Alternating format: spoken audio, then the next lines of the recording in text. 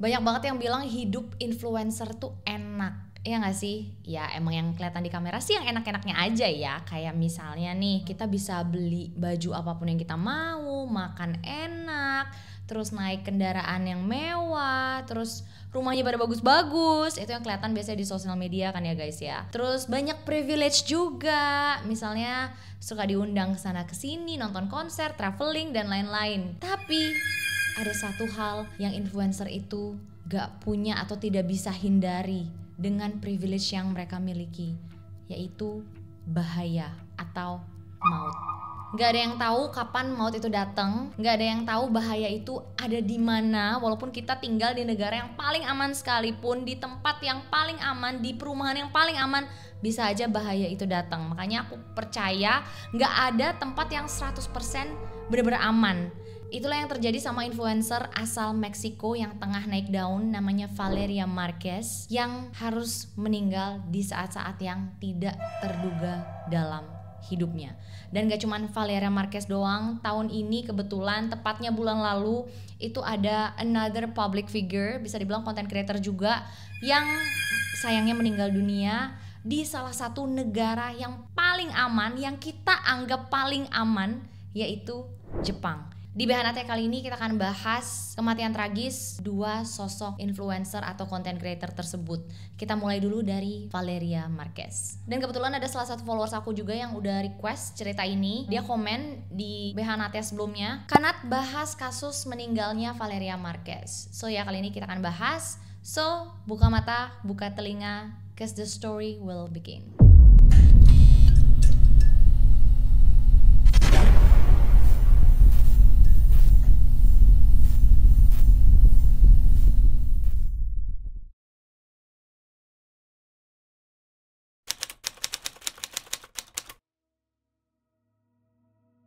Valeria Marquez adalah seorang content creator yang aktif di Instagram dan TikTok. Followersnya jujur udah lumayan banyak. Dia juga masih muda banget, umurnya tuh sekitar 23 tahun. Terus dia suka bikin konten tentang beauty, lifestyle, dan kesehariannya dia sebagai pemilik salon Blossom Beauty Lounge. Nah, dia tuh tinggalnya di Zapopan, di salah satu negara bagian di Meksiko, yaitu Jalisco. Terus nggak cuma itu guys, dia juga suka ambil job sebagai model. Pokoknya dia tuh cakep banget sampai followersnya dia tuh suka menyebut dia tuh Barbie, karena penampakannya tuh bener-bener kayak Barbie. Rambutnya tuh panjang, blonde, terus badannya bener-bener yang curvy gitu. Pokoknya aku sebagai cewek aja ngeliat dia tuh cakep banget. Saya nggak heran kalau misalnya banyak mungkin yang iri sama dia ya, karena kelihatannya hidupnya memang sempurna banget, cantik, muda, kayak raya, kurang apa coba. Nah, di keseharian dia itu, si Valeria ini selain bikin konten, dia juga lumayan rajin live TikTok. Tapi bukan live TikTok shopping gitu, kayak jualan gitu, enggak. Dia lebih ke live buat komunikasi, ngobrol sama followersnya. Nah, pada tanggal 13 Mei 2025, Valeria itu memutuskan untuk live kayak biasanya. Dia tuh live sekitar jam setengah 7 malam jam di Meksiko ya. Ya biasa, kayak dia mulai cerita, update ke followersnya sambil megang boneka babi kesayangannya. Dan setiap dia live itu banyak banget yang nonton guys, sampai ribuan. Makanya dia mungkin ngerasa dia nggak sendiri gitu, nggak kesepian gitu ya, karena dia selalu ditemenin sama ribuan orang yang nonton. Tapi nggak ada yang nyangka kalau itu ternyata jadi momen terakhir Valeria live. Setelah beberapa lama live, ya dia tuh sempet sih bilang ke followersnya kalau feeling dia nggak enak atau dia ngerasa nggak enak semacam itu. Tapi dia tetap melanjutkan live dan ngobrol sama followersnya. Nah, gak berapa lama kemudian, biasanya kalau orang live itu kan dia ngeliat kamera nih kayak gini. Dia tuh menoleh dan seolah-olah lagi terlihat ngobrol sama orang yang ada di sana, di depan dia gitu. Makanya dia pandangannya tuh gak lihat ke kamera tapi lihat ke sebelah. Kayaknya nih ya, karena videonya di mute kita gak bisa dengar langsung, kayaknya si orang itu nanya, "Apakah kamu Valeria?" Nah, makanya dia jawab, "Iya, aku Valeria." Kayak gitu. Nah, ini dalam keadaan video di mute, tapi videonya tuh udah beredar di mana-mana dan rame banget, tapi semuanya di mute. Kalau misalnya kalian dapet yang asli juga kayaknya emang Valerinya yang nge-mute gitu. Jadi bukan karena disensor gitu guys. Jadi emang ketika dia mau jawab seseorang itu Valeria sendiri yang nge-mute videonya. Nah, setelah dia jawab, "Iya, aku Valeria," tanpa babi bu, dia langsung terkena beberapa tembakan. Pertama di perut, kedua di dada, dan yang terakhir di kepala. Sampai dia tuh kayak tersentak ke belakang gitu loh. Dan Gak beberapa lama kemudian dia langsung tidak sadarkan diri.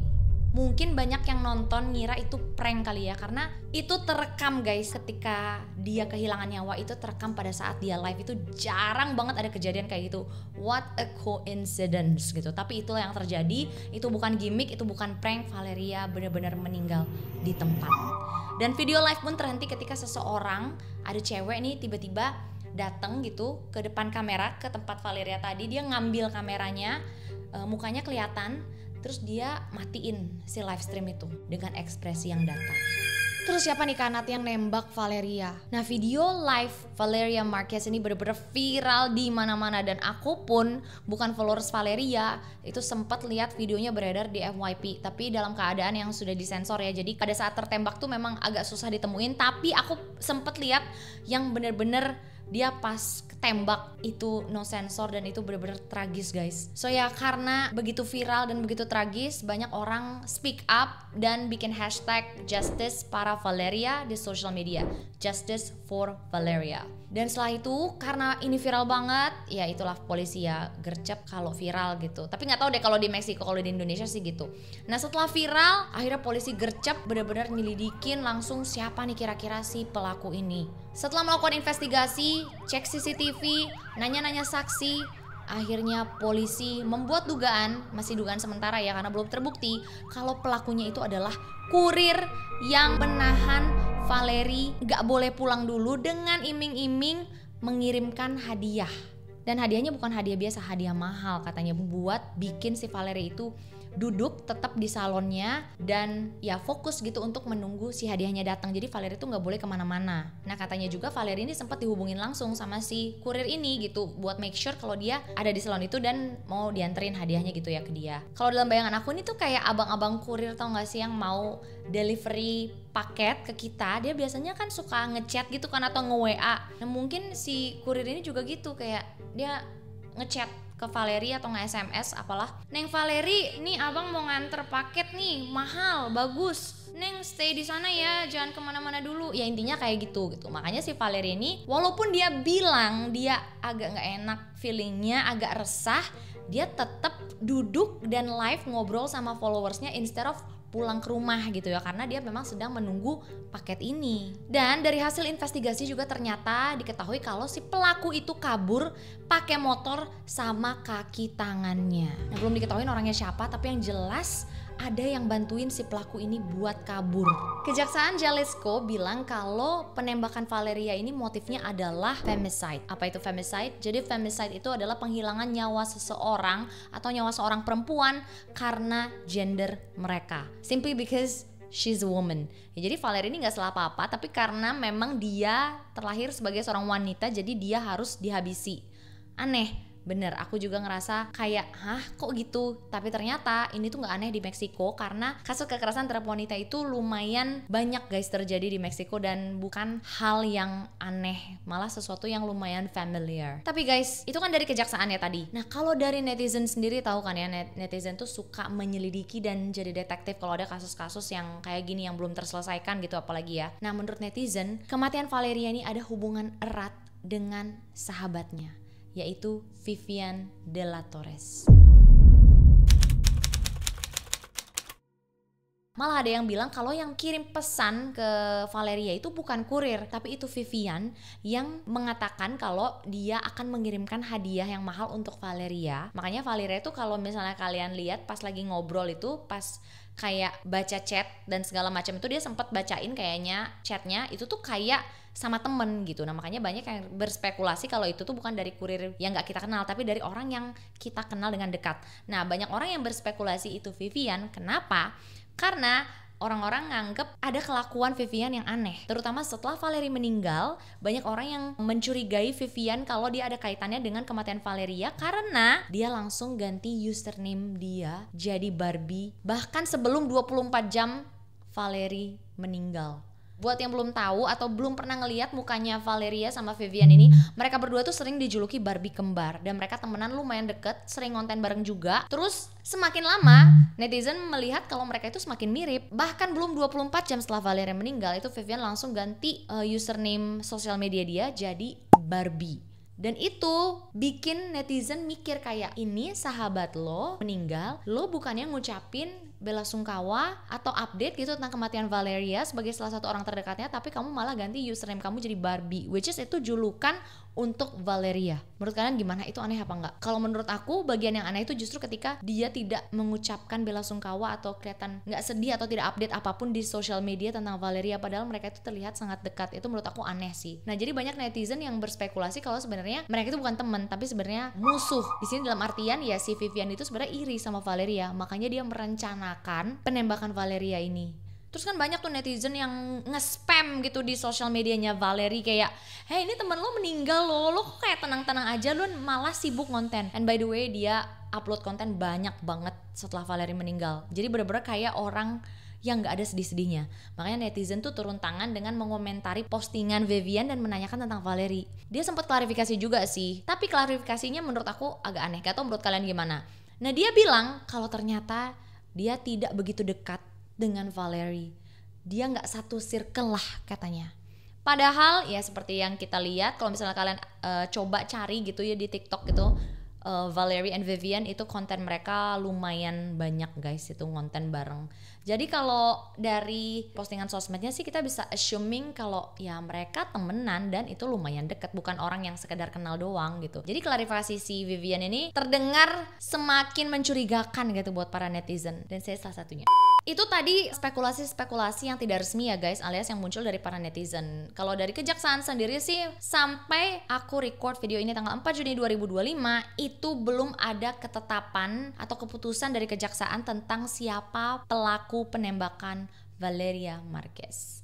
Sebenarnya nggak cuma soal Vivian tadi sih guys, netizen menemukan kejanggalannya itu ada beberapa gitu ya. Walaupun sebenarnya kejanggalan-kejanggalan ini tidak pernah dikonfirm secara langsung sama pihak yang berwajib gitu. Karena kalau pihak yang berwajib sendiri mungkin mereka punya cara sendiri untuk menyelidiki dan menyelesaikan kasus ini gitu. Dan mereka tuh nggak boleh sembarangan kan mengeluarkan statement, karena apapun yang keluar statementnya itu bersifat resmi gitu. Kalau netizen mah bisa lumayan seenaknya gitu kan berspekulasi ini dan itu gitu. Makanya ibaratnya turun langsung lah untuk membantu menyelesaikan, walaupun sebenarnya kadang mungkin kecurigaannya berlebihan gitu, tapi kadang netizen tuh menurut aku jeli gitu, dia bisa ngeliat sesuatu yang orang-orang tuh nggak lihat gitu. Misalnya nih ada lagi nih, nah kejanggalan yang menurut netizen tuh terlalu aneh untuk dilewatkan itu adalah pada saat kejadian itu, tadi aku sempat ceritakan kalau pada saat kejadian itu Valeria live, terus dia ditembak, terus karena dia ditembak itu dia bahkan gak sempet matiin live streamingnya, sampai akhirnya ada cewek yang ngambil handphonenya dan sempet kerekam kamera,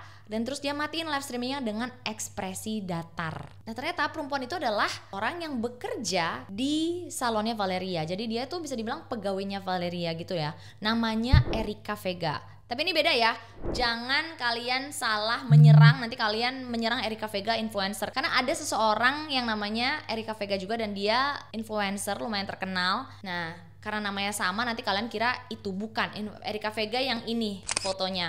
Nah dia itu tuh pegawainya Valerie di salon. Nah pas matiin kameranya Valeria itu orang-orang tuh ngeliat ini orang kok ekspresinya aneh, lebih ke nggak ada ekspresi. Padahal Valeria itu baru aja meninggal, nggak terlihat panik, nggak terlihat histeris, nggak terlihat kayak seseorang yang sedang terancam gitu. Karena kan penembakannya itu terjadi di depan dia aja, bisa aja dong dia next gitu. At least ada ketakutan gitu di raut mukanya, tapi ini bener-bener datar sama sekali kayak nggak takut gitu. Iya, harusnya biasanya panik kan kalau misalkan ada penembakan gitu, apalagi di tempat yang sama gitu kan. Iya kan, kamu juga mikir ya, gitu loh. Iya, langsung entah kabur, entah ngumpet atau apa, entah ngumpet, bener boro-boro matiin, kepikiran matiin live gitu loh. Iya kan, kita nggak tahu ya kalau misalnya itu orang nggak dikenal tiba-tiba nembak, kita nggak tahu dia bawa orang lain apa enggak, dia bawa rombongan apa enggak gitu. Hal yang harus kita lakukan itu pertama-tama kita pikirin pasti menyelamatkan nyawa kita sendiri gitu. Nah si Erika Vega ini terlihat tidak takut, terlihat ya guys, mungkin dalam hatinya dia takut juga, kita nggak tahu ya, tapi terlihat tidak takut sama sekali